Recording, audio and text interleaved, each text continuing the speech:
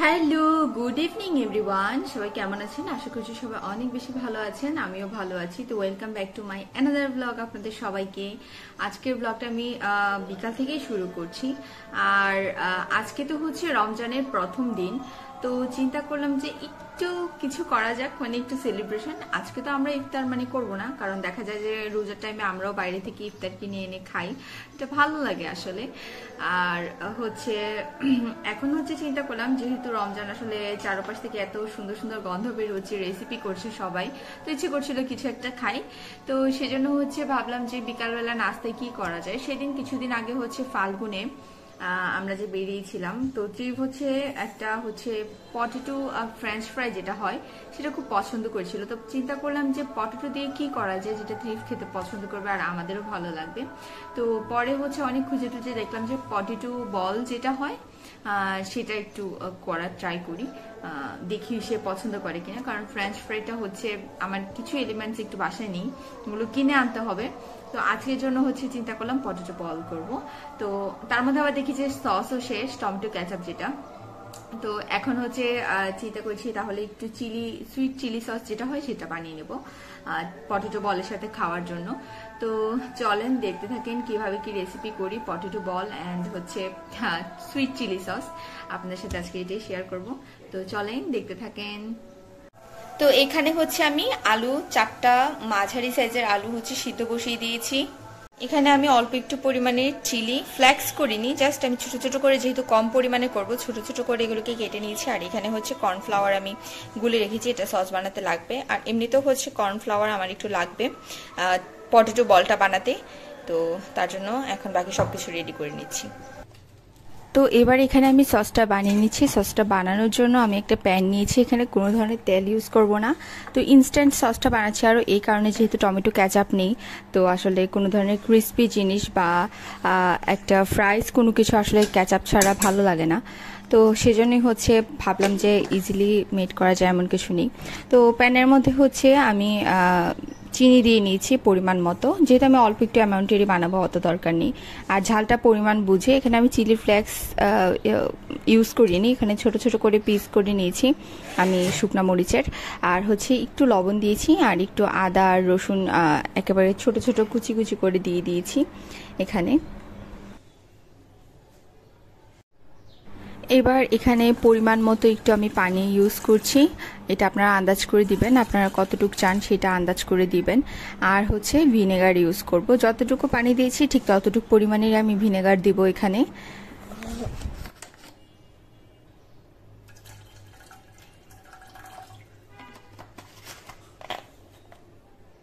অনেকে হচ্ছে কালারের জন্য টমেটো ক্যাচাপ ইউজ করে, তো আমি যেহেতু আগেই বলেছি টমেটো ক্যাচাপ বা কোনো কিছু নেই বলে আমি এটা বানাচ্ছি।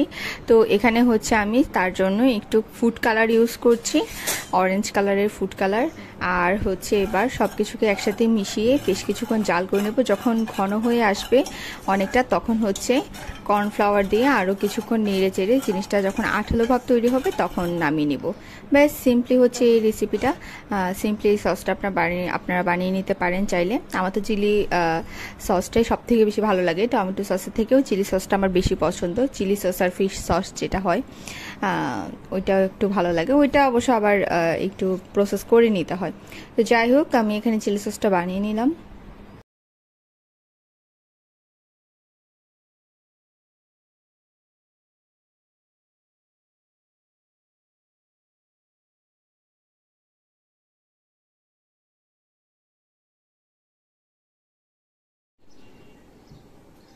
তো এবার হচ্ছে একটা বাটিতে সার্ভ করে নিচ্ছি।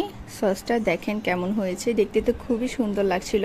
এটা এখন গরম বলে পাতলা মনে হচ্ছে, কিন্তু এটা যখন ঠান্ডা হবে তখন আরও ঘন হয়ে যাবে। আর খুব বেশি ঘন হলে আবার খেতে ভালো লাগবে না, তাই আন্দাজ করি আপনারা কনসিস্টেন্সিটা বুঝে হচ্ছে নামিয়ে নেবেন। তো এটা আমার রেডি সস।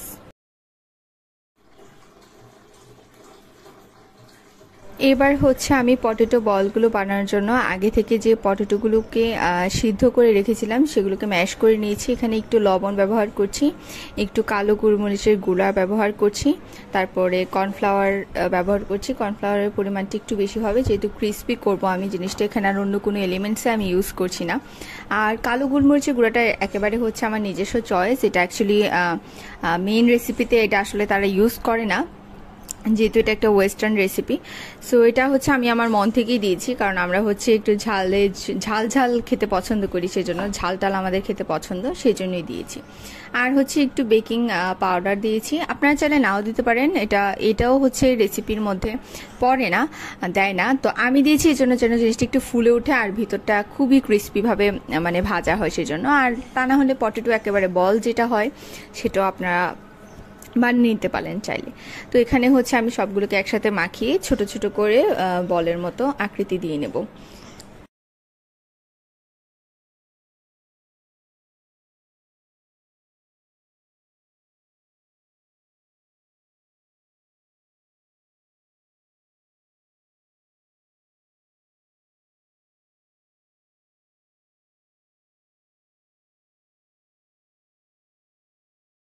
তো এবার প্যানের মধ্যে আমি তেল দিয়ে নিয়েছি, ভালো করে তেলটা দিয়ে হালকা একটু গরম হলে পরেই হচ্ছে আমি বলগুলো ছেড়ে দিব। তো এটা এমন কোনো কিছু না যে একেবারে তেলটা খুব ভালো করে গরম হলে পরেই দিতে হবে, সেরকম কিছু না। আর একটু মিডিয়াম ফ্লেমে এটা ভাজতে হবে, তা না হলে উপর জায়গাটা হয়ে যাবে, ভিতর জায়গাটা হবে না। তো আমি সেই জন্য হচ্ছে সবগুলো দিয়ে ভালো করে তেলটা গরম হওয়া পর্যন্ত ওয়েট করবো। আর এই পর্যায়ে হচ্ছে আপনারা কোনো রকমের খুন্তি ব্যবহার করার চেষ্টা নাই করবেন, কারণ এগুলো খুবই সফট হয়। তো দেখা যায় যে যদি আপনারা হার্ড করে আপনারা মাখেন তাহলে জিনিসটা হার্ড হয়ে যাবে ভাজার পরে আরও বেশি, আর যখন সফট হয় তখন ভাজার পরে অনেক বেশি ক্রিস্পি হয়। আর যদি এই পর্যায়ে আপনারা নেড়ে চেড়ে দেন তাহলে দেখা যাবে যে ভেঙে যাওয়ার একটা সম্ভাবনা থাকে। তারপরেও অনেকগুলো হচ্ছে একটু থেতলে গিয়েছিল আমার। তো যাই হোক, এবার ভেজে নিচ্ছি আস্তে আস্তে করে।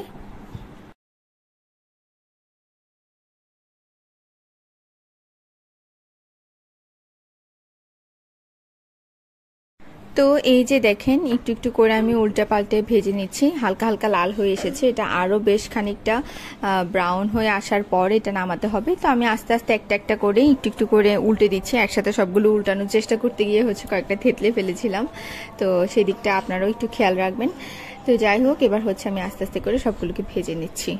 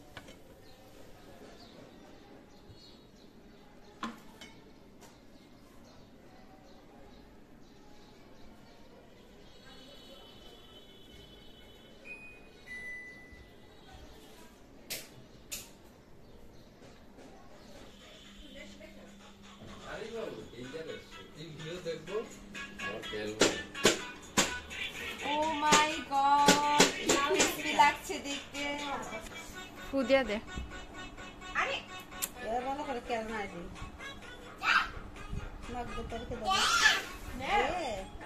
খেলনা পাইছে তো এই তো। তারপরে সবাই মিলে খেয়ে নিলাম। আর ট্রিপ কি করছে দেখেন, ওইগুলোকে খেলনা ভেবেছে, খেতে যাচ্ছে না।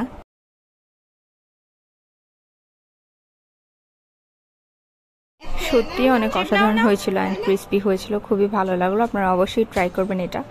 আর এই যে তারপর হচ্ছে মা এখানে সন্ধ্যা দিচ্ছে, আর ট্রিপ হচ্ছে বারবার করে মাথায় নিচ্ছে হাত দিয়ে দিয়ে আরতিটা। আবার হচ্ছে এখানে মা বলছিল ফু দেওয়ার জন্য, ফু দেওয়ার চেষ্টাও করছে।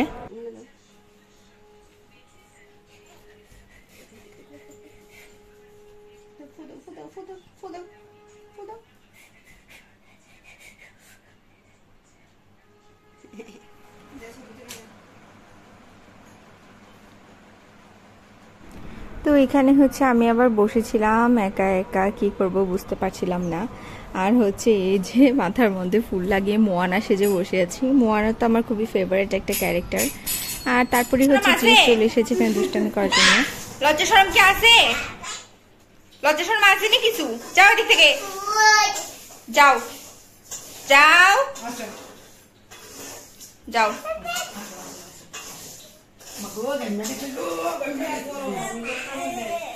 যাও যাও যাও।